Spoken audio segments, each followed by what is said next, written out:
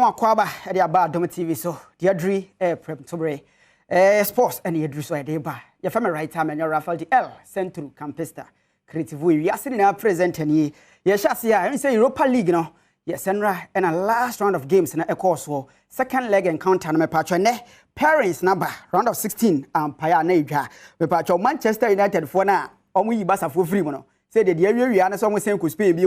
na Spain for na samba round of 16 be there Union Berlin and Union St. Galois and Asia kan we are the battle of the saints na say unions enya sam ketwa Sabia and Fenerbahce and so be Asia kan Juventus Freiburg and Bayer Leverkusen Ferencváros and so be Asia kan na fin so Sporting Lisbon woman Arsenal the Gunners from England and their Kings and be so AS Roma and so Gnoma na so Real Sociedad and Omonomopo and Shakhtar Donetsk and a Feyenoord and Asia kan it's way a parents are and also about enya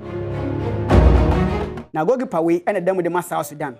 Now one thing about this goalkeeper na say on one case we did 20 only 30 only 32 only also 18 years